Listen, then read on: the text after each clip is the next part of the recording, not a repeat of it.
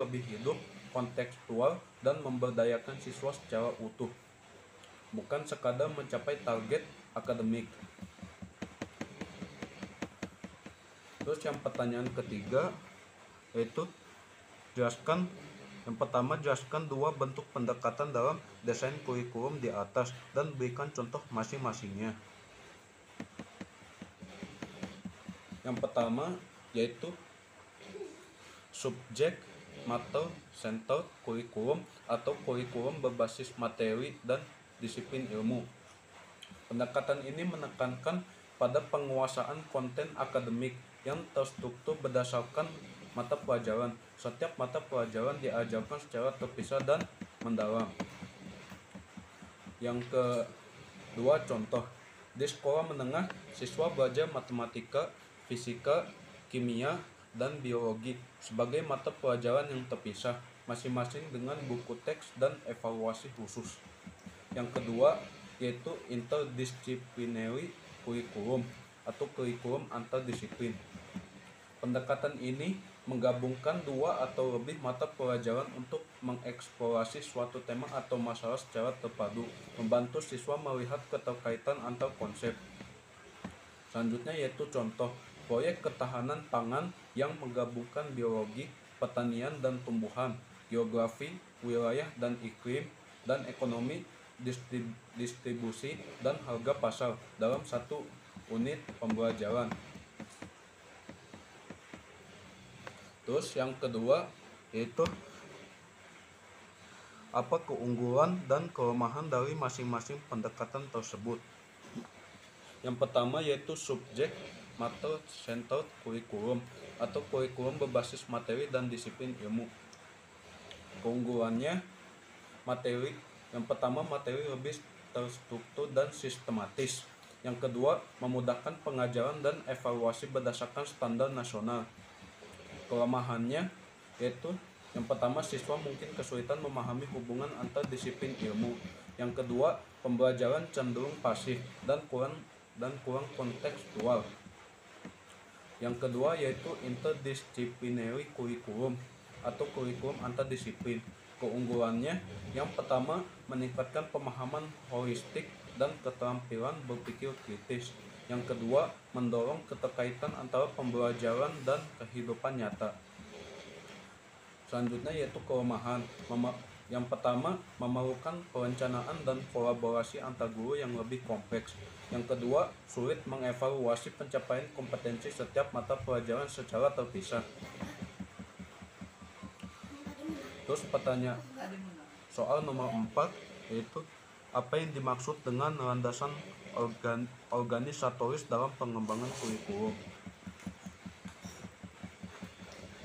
Jawabannya adalah landasan organisatoris dalam pengembangan kurikulum adalah dasar yang berkaitan dengan bagaimana struktur dan susunan isi kurikulum diorganisasikan agar dapat diterapkan secara sistematis dan efektif dalam proses pembelajaran. Ini mencakup pemilihan bentuk organisasi kurikulum seperti kurikulum subjek, tematik, spiral, atau integratif, serta strategi penyusunan materi, penjadwalan, dan pembagian beban belajar.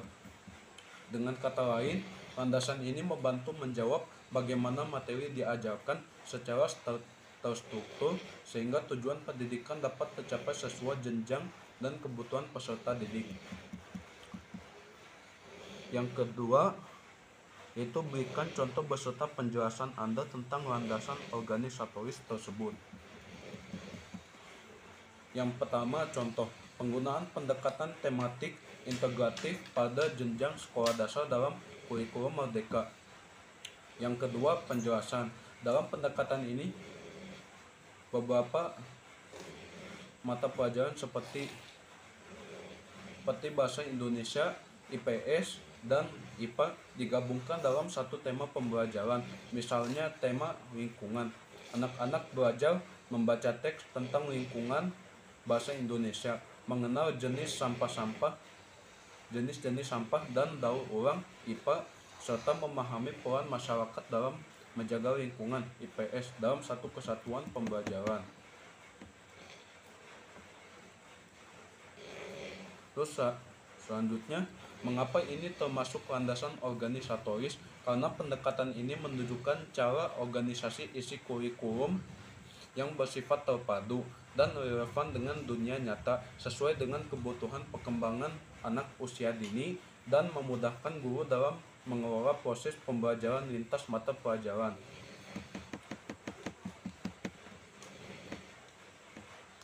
Selanjutnya yaitu soal nomor 5. Apa yang dimaksud dengan prinsip relevansi dalam pengembangan kurikulum dan bagaimana pentingnya prinsip relevansi dalam pengembangan kurikulum? Yang pertama yaitu prinsip relevansi dalam pengembangan kurikulum berarti bahwa isi, tujuan, dan proses pembelajaran harus sesuai dan berkaitan dengan kebutuhan peserta didik, tuntutan masyarakat, dunia kerja, serta perkembangan ilmu pengetahuan dan teknologi. Yang kedua, pentingnya prinsip ini. Yang pertama, menjamin bahwa pendidikan tidak hanya teoritis, tetapi juga bermakna dan aplikatif bagi kehidupan siswa. Yang kedua, yaitu membantu siswa mempersiapkan diri menghadapi tantangan masa depan, baik secara akademis, sosial, maupun profesional.